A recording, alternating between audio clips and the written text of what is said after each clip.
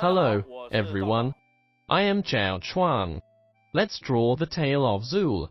The tail of Zuul had two features. First, its tail had a bony club at the end. And then, there were complex armor plates on both sides of its tail. Its tail possessed very complex appendages. When drawing, we should divide the tail into sections. First, determine how many pairs of spikes there are on it, how big each spike is, and how far apart they are.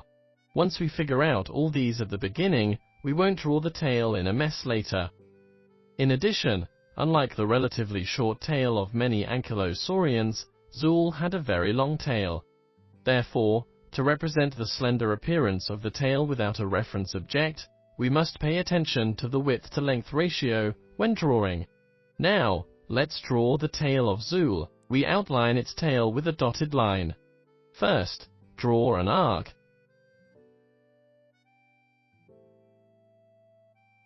And then draw the edge of the other side below.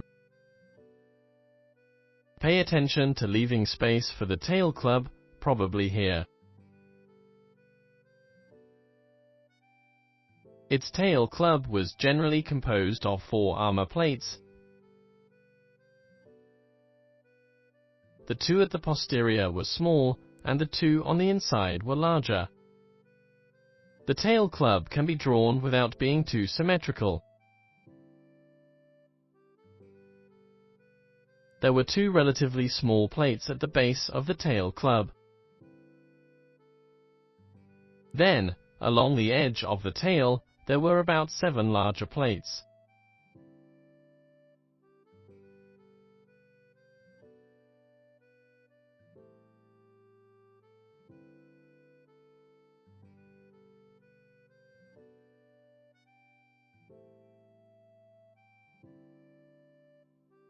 We start from the dotted outline of the tail and draw these plates. These armor plates were like sharp knives. The 4 at the base of the tail were relatively slender and tall,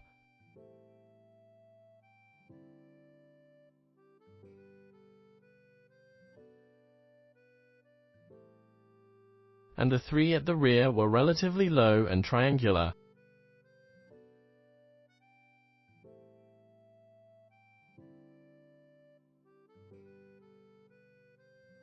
We also draw those plates on the other side. Both sides should be symmetrical in shape and position.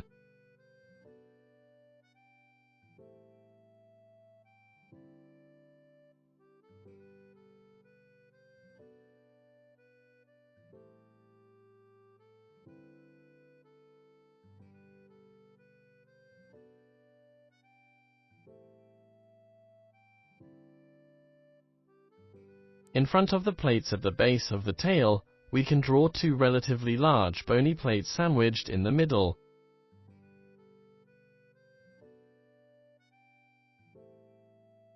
Then, we draw the edge line of the tail body with a solid line.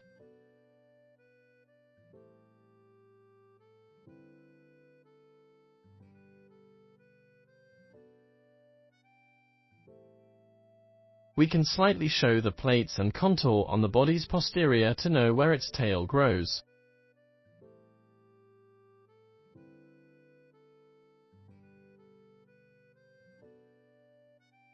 There were many large and small armor plates on its tail.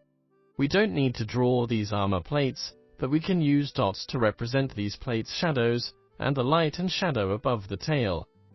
Its tail was a bit three-dimensional, and each spike was encircled with plates at the base, so the dots for the ring of shadows at the base of the spikes could be drawn more neatly.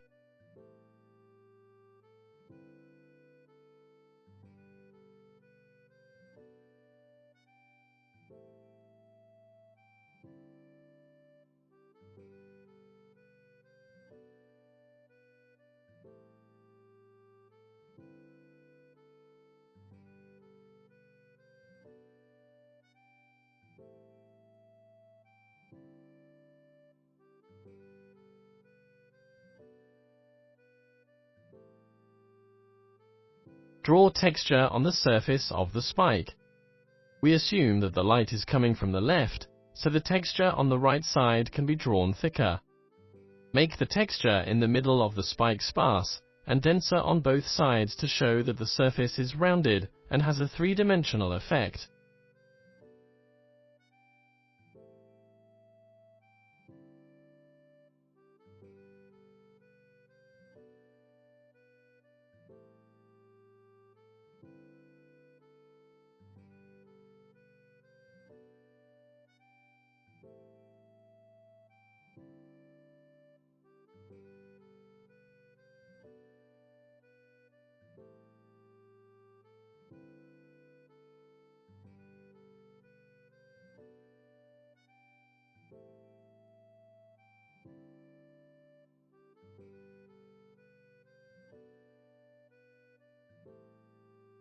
There were rows of large scales at the base of the tail. We can use rows of dots to show the neat scales.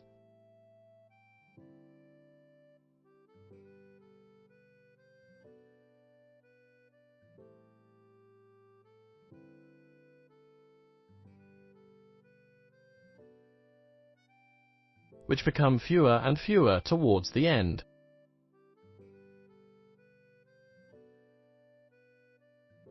Good, like this, we've finished drawing the tail of Zuul.